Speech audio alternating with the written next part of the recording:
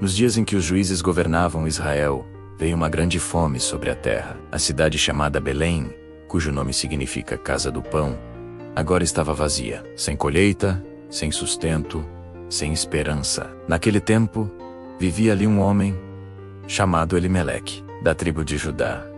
Ele tinha uma esposa chamada Noemi e 2 filhos, Malom e Quilion. Diante da fome severa, Elimeleque tomou uma decisão difícil: deixar a terra prometida e partir para um lugar estranho. Eles atravessaram caminhos poeirentos e chegaram à terra de Moabe, um povo estrangeiro, distante das promessas de Deus a Israel. O que começou como uma jornada temporária, logo se transformaria em uma história marcada pela dor. Pois, em Moabe, Elimeleque morreu. Noemi ficou sozinha, em terra estrangeira, com apenas seus 2 filhos. Mal sabia ela que aquela perda era apenas o início de um caminho que mudaria seu destino, e que Deus estava silenciosamente escrevendo uma história maior do que a fome, maior do que a dor, maior do que a perda.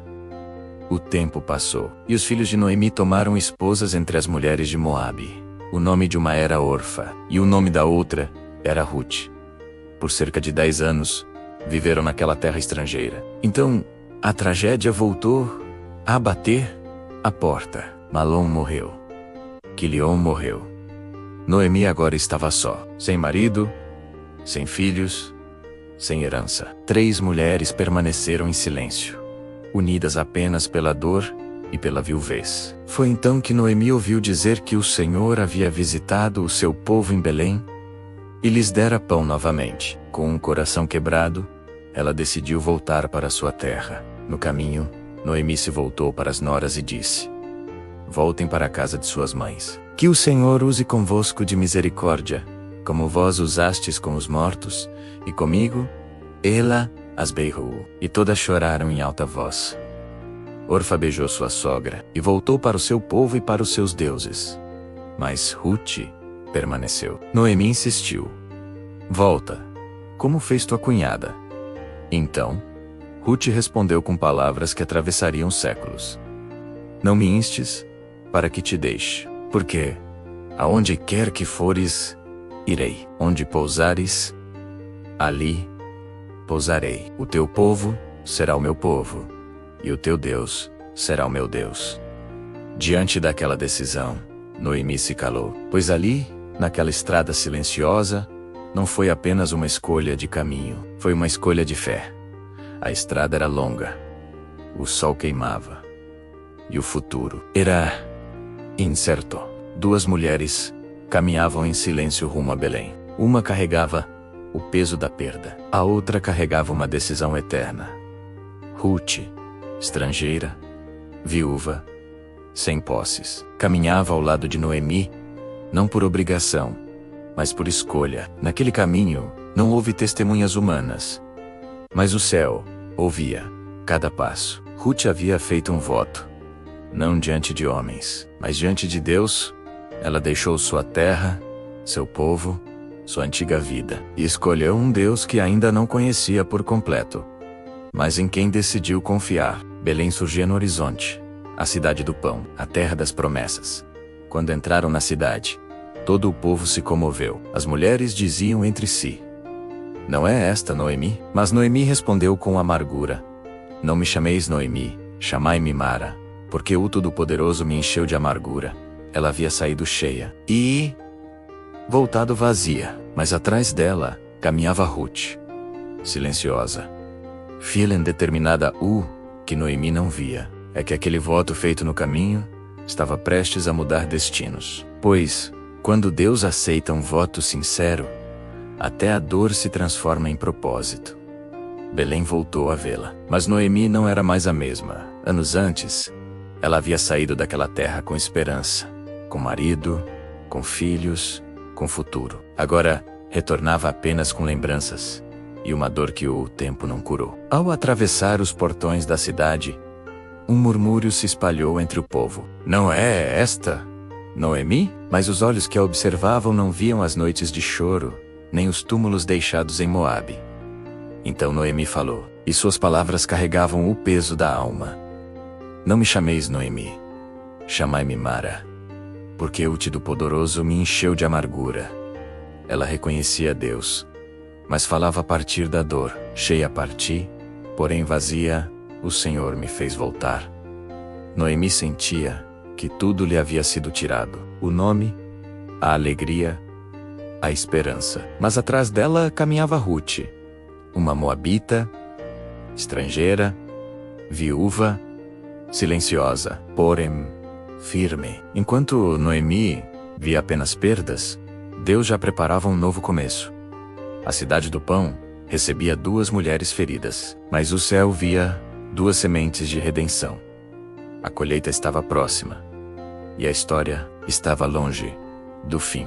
O campo seguia em silêncio. As mãos colhiam, o vento soprava entre as espigas, mas um olhar mudou tudo. Boaz observava aquela mulher estrangeira, que trabalhava sem descanso. Ele se aproximou e disse a Ruth: não vás colher em outro campo. Fica aqui com as minhas servas. Boaz sabia quem ela era. Sabia de onde vinha. Sabia da escolha que havia feito. E então declarou: já me foi contado tudo o que fizeste por tua sogra. Depois da morte de teu marido, a fidelidade de Ruth não havia passado despercebida. Boaz continuou: o Senhor recompense o teu feito, e seja cumprido o teu galardão, pelo Deus de Israel, sob cujas asas vieste buscar refúgio. Ruth se inclinou até o chão. Ela não se via como digna. Apenas respondeu: achei graça aos teus olhos, meu Senhor, porque me consolaste. Boaz não apenas falou. Ele agiu, ordenou aos seus servos que deixassem cair espigas de propósito para que Ruth colhesse. A provisão aumentou. A proteção foi garantida. O resgatador ainda não havia se revelado por completo, mas seu olhar já anunciava a redenção. Porque quando Deus decide agir, Ele começa pelo olhar certo, no tempo certo. A noite caiu sobre Belém. O campo ficou para trás, mas a história estava longe do fim. Noemi observava Ruth em silêncio. Ela conhecia a lei, conhecia as promessas, conhecia o Deus que não abandona. Então disse a sua nora: minha filha, não hei de eu buscar-te descanso, para que te vá bem? Boaz não era apenas um homem bom, ele era resgatador, um parente com direito de redenção. Noemi continuou: lava-te, unge-te, veste teus vestidos e desce à ira. Não era vaidade, não era sedução, era obediência a um costume santo. Ela instruiu: quando ele se deitar, nota o lugar onde dormir. Descobre os seus pés e deita-te. Um gesto silencioso, um pedido de proteção, um clamor por redenção. Ruth não questionou. Ela respondeu apenas: tudo quanto me disseres, farei. Naquela noite, Boaz terminou de comer e beber. Deitou-se junto ao monte de grãos.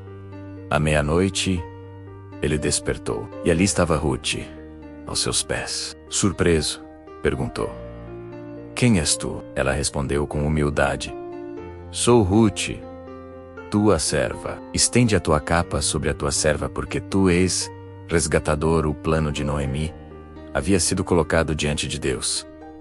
Agora, a resposta não viria da pressa, mas da justiça, porque o Deus de Israel honra a fidelidade e conduz os passos dos que confiam nele. Ruth não nasceu em Israel. Ela veio de Moabe, uma terra fora da aliança, um povo distante das promessas.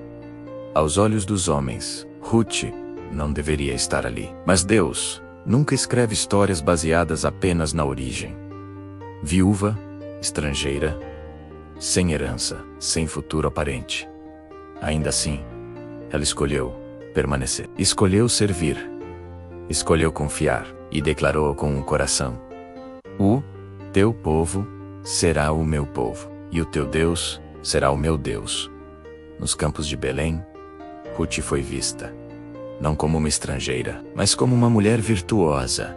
Boaz se levantou como resgatador, cumpriu a lei, restaurou o nome e tomou Rute por esposa. Da união nasceu Obed. Obed gerou Jessé. Jessé gerou Davi. E de Davi, Deus levantou uma promessa eterna, séculos depois. Dessa mesma linhagem, nasceu o Messias, Jesus Cristo, o Redentor do mundo. Rute, uma estrangeira, agora escrita na genealogia do Salvador.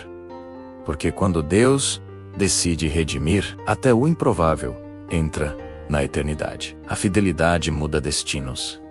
A graça quebra barreiras.